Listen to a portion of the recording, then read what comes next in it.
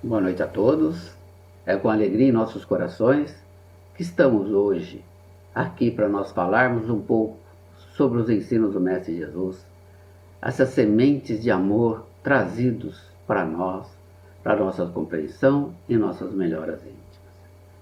E assim, nós vamos fazer uma pequena prece para nós iniciarmos o trabalho desta noite. Jesus, Mestre amado, obrigado por essa oportunidade que temos de ouvir os seus ensinamentos e assim podermos crescermos intimamente, melhorarmos os nossos relacionamentos com nosso Pai, conquistando desta maneira virtudes importantes para todos. Mestre Jesus, fique conosco nesses momentos tão importantes. Obrigado. Então, começando a nossa preleção, que a paz de Jesus e a misericórdia de Deus estejam com todos nós nesses momentos de reflexões sobre os estudos do Evangelho desta noite. O simples fato de estarmos reunidos para ouvir as mensagens de Jesus, já somos abraçados e abençoados pela misericórdia do Pai, pois estamos dando os primeiros passos em sua direção. As mensagens de Jesus são aplicadas em todas as épocas, levando consigo as verdades eternas, transmitidas de vários modos e várias maneiras, desde os tempos dos profetas. E para conseguir entrar em sintonia com essas verdades, precisamos elevar o nosso ser em condições de entendê-las, deixando as nossas mentes abertas aos novos conhecimentos, sem ideias preconcebidas. Necessitamos de estar em uma posição de humildade, e quem quer aprender e entender, além das palavras que saem da boca. Com o sentimento de mais aprender, iremos finalizar o capítulo 18 do livro Evangelho segundo o Espiritismo, que tem como tema principal muitos chamados, poucos escolhidos. Aprendemos na semana passada que Deus convida todos os seus filhos para o banquete da união com toda a humanidade, com o objetivo de alcançarmos o reino dos céus, onde encontraremos a plenitude espiritual, a paz de consciência, quando o alimento espiritual, as leis divinas, forem assimiladas em nossos corações e mentes. É necessário, antes de tudo, purificar o coração, vivenciando a lei do amor, a lei maior, para com todos os nossos semelhantes. Fomos orientados também a vestir a veste nupcial, isto é, sermos humildes, amorosos, ter boa vontade em encontrar a verdade e, principalmente, colocar os ensinos em ação no amor ao próximo. Porque chamados somos todos nós que recebemos o convite divino para a vida. Porém, o escolhido dependerá da postura de cada um, de como iremos escolher caminhar nessa vida, que caminho queremos seguir, da felicidade ou dos desabores da vida. E o único caminho que nos leva à felicidade futura é através da vivência do Evangelho, uma doutrina de amor que nos aproxima de Deus. E cabe a nós escolhermos em segui-lo ou não, dependendo do nosso entendimento, do momento do nosso despertar. Muitos os chamados e poucos os escolhidos. Esta frase nos remete de imediato a um questionamento. Por que muitos são chamados e poucos os escolhidos? E para compreender esta afirmativa, devemos refletir sobre o que somos chamados e por que poucos são escolhidos. Quais critérios levam a esta escolha? E vamos buscar a mensagem de Jesus, transcrita pelo evangelista Mateus, para entender esta frase. Em seu Evangelho, no capítulo 7, versículos de 13 e 14, nos revela o seguinte ensinamento de Jesus. Entrai pela porta estreita, porque larga é a porta, espaçoso o caminho que leva à perdição, e muitos são os que entram por ela. Que estreita é a porta, e que apertado o caminho que leva para a vida, e com poucos os que acertam com ela. Ao ler e ouvir esse convite de Jesus, vamos buscar o entendimento do caminhar das almas, nessa escola abençoada chamada Terra. Entrai está no imperativo. Seguir ou não esta orientação depende do uso que fizermos do livre-arbítrio. Mas uma coisa é certa: Jesus, como melhor amigo, só nos aconselha ou induz para o que é conveniente. Entrai pela porta estreita. O Mestre utiliza de maneira simbólica a figura da porta que todos nós conhecemos. A porta constitui uma abertura na parede que separa dois ambientes, deixando livre o trânsito entre eles. A casa onde se situa a porta pode ser representada como sendo o nosso interior. Mas aqui, Jesus adiciona uma palavra para uma melhor visualização desta porta, ou seja, porta estreita, apertada, e que são poucos os que aceitam abrir e penetrar no recinto que nos leva a esta porta. A porta estreita é o único caminho que nos conduzirá a Deus. Quando rejeitarmos o convite fraterno para a porta estreita, o tempo e a dor a ela nos conduzirão por misericórdia divina. A porta estreita simboliza a difícil caminhada do Espírito em busca de luz. É este convite que Jesus faz a todos nós. Por isso, muitos os chamados, significando que nós, como humanidade, somos chamados, convidados a transpor a porta estreita. E Jesus nos informa ainda que muitos dos chamados preferem seguir a porta larga. A porta larga é o roteiro fácil do espírito pelo caminho do erro e da perdição.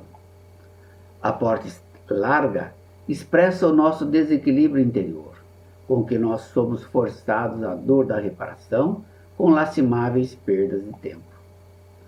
Poucos os escolhidos, porque apesar do convite de Jesus, ainda preferimos os gozos passageiros da felicidade material. Jesus explica que na porta larga o caminho é espaçoso e nos leva à perdição. Perdição? Perdição é ter a certeza de que podemos fazer qualquer ato, sem refletir sobre as consequências. É quando o nosso orgulho e o egoísmo reinam em plenitude, pois aqueles que escolhem esta porta larga cuidam e vivem apenas do mundo terreno com todas as suas ilusões. Eles ignoram que no futuro terão que reparar as injustiças, com consequências muitas vezes dolorosas para a alma em caminho nessa escola chamada Terra. Tanto a porta larga quanto o caminho espaçoso apresentam facilidades para entrar e continuar. Emmanuel, notável instrutor espiritual, nos adverte que devemos desconfiar das facilidades. E diz: tudo tem o seu preço, todavia, o que é bom é alto custo, exige esforço, trabalho e perseverança. Porta estreita, Jesus nos informa que é o caminho bom do bem, o caminho que nos leva para a vida espiritual, e poucos os que se acertam com ela. Como diz Jesus, poucos os escolhidos. O caminho apertado tem regras, leis e disciplina.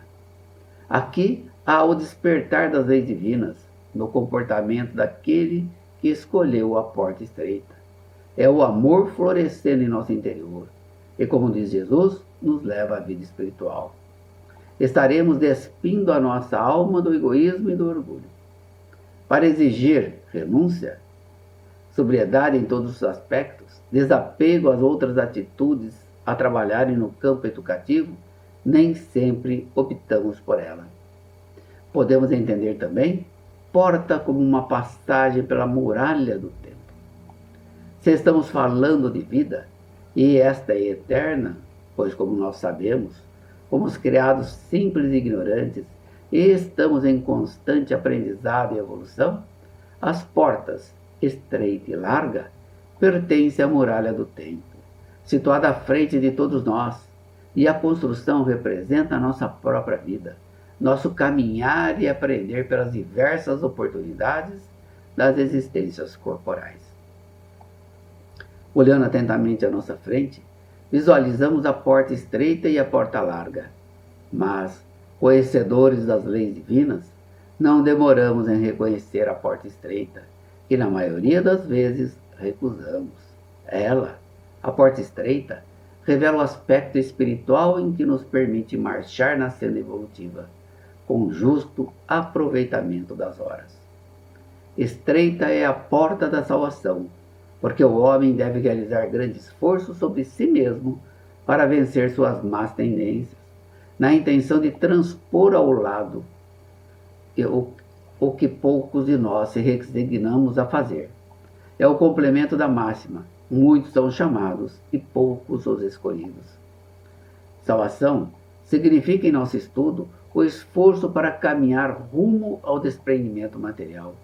A escolha é livre e a porta estreita nos leva ao crescimento espiritual num processo lento de burilamento, isto é, impregnar lentamente no espírito os preceitos cristãos.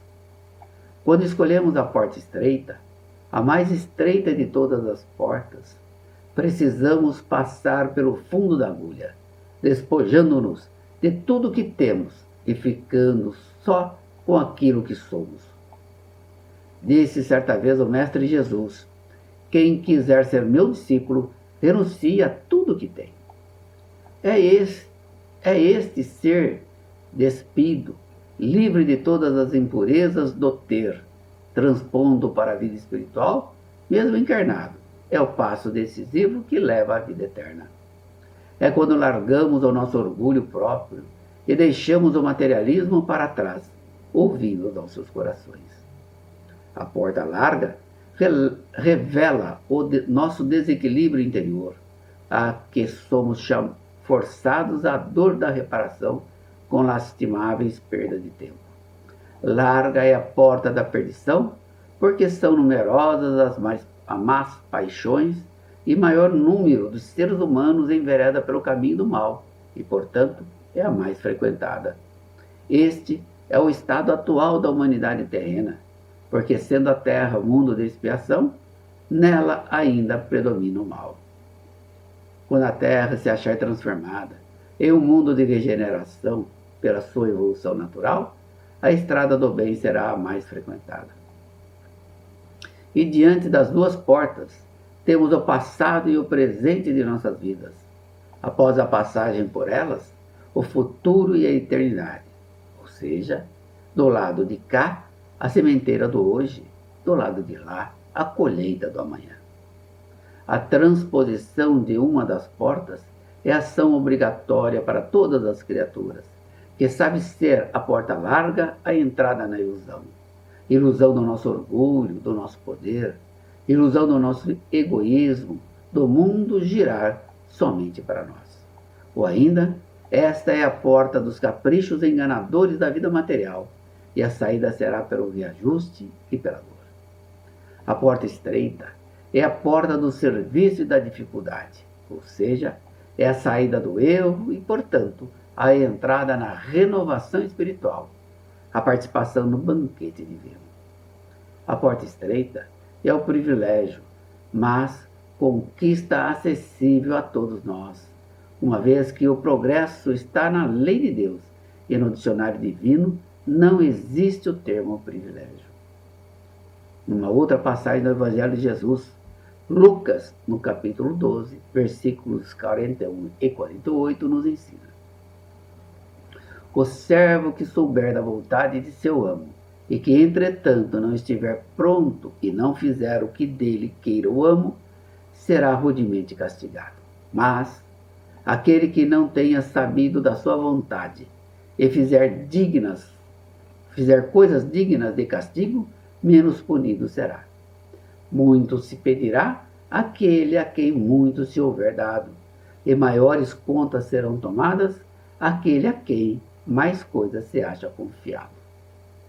Fica claro nessa passagem que todo aquele que conhece os ensinos do Cristo e não os pratica é certamente culpado pelos seus enganos. Mas essa advertência de Jesus não é somente para as pessoas que estão dentro de seitas cristãs. Todos, letrados ou iletrados, crentes ou incrédulos, cristão ou não, o podem receber, pois os espíritos se comunicam por toda parte. Temos conhecimento de que é certo e do que é errado, portanto, seremos chamados a responder pelos nossos atos. Não podemos alegar ignorância, nem falta de instrução, nem com a obscuridade dos sentidos alegóricos. Quando não aproveitamos os ensinos para a nossa melhora, quando ficamos admirados com fatos e curiosidades, sem que despertem os nossos sentimentos, e continuamos com nosso orgulho, com nosso egoísmo e apegados aos bens materiais, somos responsáveis pelos enganos cometidos, porque conhecemos qual caminho deveríamos seguir. Cada um de nós está em uma condição evolutiva diferente, e de acordo com o aprendizado já adquirido, compreendemos quando Jesus nos diz que a culpa está na razão das luzes que cada criatura possua. Uma outra passagem do Evangelho de Mateus, o capítulo 13, versículo 10 a 14, temos um outro ensino de Jesus, assim narrado. Aproximando-se dele, seus discípulos lhes disseram: por que lhes falas por parábolas?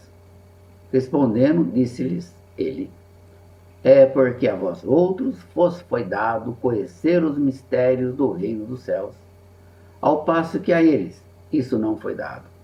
Porque aquele que já tem, mais se lhe dará, e ele ficará na abundância. Aquele, entretanto, que não tem, mesmo o que tem, se lhe terá. Por isso é que lhes falo por parábolas, porque vendo, nada veem, e ouvindo, nada entendem, nem compreendem. Neles, nos mistérios do reino dos céus, se cumpre a profecia de Isaías, quando diz: ouvireis com os vossos ouvidos e nada entendereis, olhareis com os vossos olhos e nada vereis. Aquele que recebeu o conhecimento dos mistérios do reino dos céus é o que possui o sentido das palavras divinas. Recebeu unicamente porque manteve-se digno dela e porque o Senhor, em seu amor misericordioso, anima os esforços que tendem para o bem. Quando somos perseverantes, esses esforços atraem a graça do Senhor. São um imã que chama a si o que é progressivamente melhor.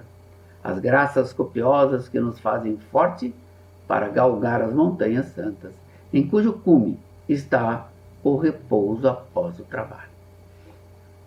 E assim podemos refletir. A quem se consagra ao serviço, mantendo o trabalho, mais progresso. A quem auxilia o próximo, mantendo a fraternidade, mais recursos. A quem respeita o esforço alheio, mantendo a colaboração e louvor do bem, mais estima. A quem estuda, mantendo a instrução geral, mais cultura. A quem cultiva a compreensão, mantendo a concórdia, mais clareza. De outro modo, quando o ensino diz: tira-se ao que não tem e tem pouco, mostra uma figura de imagem. Deus não retira das suas criaturas o bem que já foi aprendido e que está sendo feito. Vamos deixar de sermos cegos e surdos. Vamos abrir as nossas inteligências e os nossos corações. Enxerguemos pelo nosso espírito, escutemos pela nossa alma e não vamos interpretar de modo tão grosseiramente injusto as palavras daquele que fez resplandecer aos nossos olhos a justiça do Senhor. Não é Deus quem retira daquele que pouco receberá. É o próprio Espírito, que por pródigo e descuido não sabe conservar o que tem e aumentar, fecundando o óbolo que lhe caiu no coração. Assim, podemos também refletir. A quem confunde os outros, mantendo a obscuridade, mais sombra. A quem se queixa, mantendo o azedume, mais desânimo. A quem se irrita, mantendo a agressividade, mais desespero. A quem cria dificuldades no caminho dos semelhantes, mantendo obstáculos, mais problemas. E em uma linguagem simples, um dos amigos espirituais nos convida a refletir, dizendo: aquele que não cultiva o campo que o trabalho de seu pai lhe grajeou, e que lhe coube em herança, o vê cobrir-se de ervas parasitas. É seu pai quem lhe tira as colheitas que ele não quis preparar? Se a falta de cuidado deixou estragar as sementes destinadas a produzir neste campo, é a seu pai que lhe cabe acusar por nada produzir em elas? Não. Em vez de acusar aquele que tudo lhe prepara, que é nosso pai, de criticar as suas doações, queixe-se do verdadeiro autor das suas misérias, que é a si mesmo, e arrependido e operoso, entregue-se, corajoso, mãos à obra, arroteie o solo ingrato com o esforço de sua vontade. Lavre-o fundo com o auxílio do arrependimento e da esperança. Lance nele, confiante, a semente que haja separado por boa, dentre as más. Regue-o com seu amor e a sua caridade. E Deus, o Deus de amor e de caridade, dará àquele que já recebera. Verá ele, então, coroados de êxito os seus esforços, e um grão produzir 100 e outro 1000. Ânimo, trabalhadores!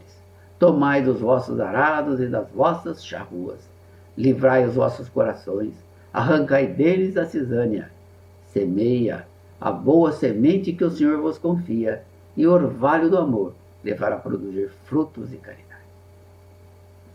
Estamos sempre sendo chamados para observar os mandamentos das leis divinas e ensiná-los a todos que assim desejarem aprender.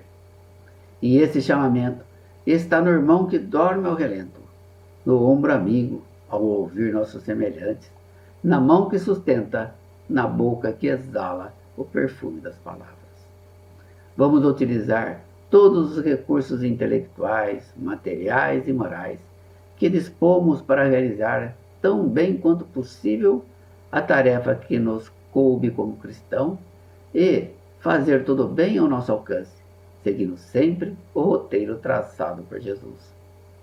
Com a nossa vida alicerçada sobre a rocha dos ensinos de Jesus, vamos examinar qual passagem queremos eleger em nossos atos comuns, na existência que se desenrola momento a momento. Por milênios, temos sido viajores do tempo, a ir e a vir pela porta larga, nos círculos da viciação que forjamos para nós mesmos, enganados na autoridade transitória e na posse amoedada, na beleza física e na egolatria aviltante. Somos todos chamados a buscar a porta estreita que nos leva à vida espiritual, mas poucos conseguem, pois o seu pensar e sentir ainda busca o caminho das ilusões do mundo, onde tudo pode, desde que se sintam felizes por alguns momentos. Seguremos firmemente as mãos de Jesus e, sem receio, caminhemos a jornada do agora. Vamos ouvir e atender o chamamento de Jesus e entrar pela porta estreita que leva a felicidade a todos nós, para a vida verdadeira, a verdade justa da felicidade plena. E que as reflexões desta noite animem esses nossos corações e a chama desse amor fraternal brilhe em todos nós, sem receio de entrarmos pela porta estreita. Obrigado a todos. Agora, depois de nós ouvirmos a preleção, estamos com nossos corações um pouco mais tranquilos, ameno, e podemos assim fazer o que Jesus nos pede, usar da nossa caridade adquirida com virtude para ajudar as pessoas que amamos. Então, vamos fazer a nossa vibração, pedindo encarecidamente a Jesus, nosso Mestre, que nos auxilie e caminhe ao nosso lado nesses momentos. E com Ele, vamos até os nossos familiares, as pessoas que Deus, nosso Pai, colocou ao nosso lado nessa encarnação, para podermos nos relacionarmos uns com os outros, com o nosso coração aberto, cheio de mansidão, amor, caridade, justiça para com todos, e assim crescermos juntos rumo a essa porta estreita. Vamos também abraçar mais de perto em nossos corações aquele familiar que temos um pouco mais de dificuldade, mostrando a ele nosso sentimento de carinho, de amor, que apesar das nossas diferenças, nos amamos em Cristo. E esse amor nos fortalece a ambos a caminharmos em rumo ao Pai. Vibremos então pelos nossos familiares.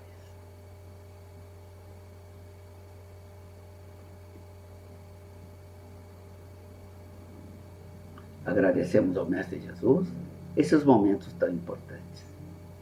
E também nós conhecemos ou recebemos de alguém pedido de oração. E nós queremos auxiliar também. Então vamos ao lado do Mestre até esse irmão que nos pediu a oração. A ele que está passando por momentos difíceis, pode ser uma doença física, uma doença moral ou espiritual. A ele apresentamos as nossas mãos para segurá-lo fortemente, para que ele se sinta amparado e não sozinho. Vamos também oferecer a esse irmão a semente do Evangelho, que a nós fortaleceu e a ele fortalecerá no seu caminhar e na sua recuperação. Vamos também oferecer os nossos ouvidos para que ele possa falar e nós ouvirmos, sem julgamentos, porque esse ato de falar deixará mais aliviado e assim ele vai se sentir melhor e mais forte em sua caminhada. Vibremos então por esse amigo querido.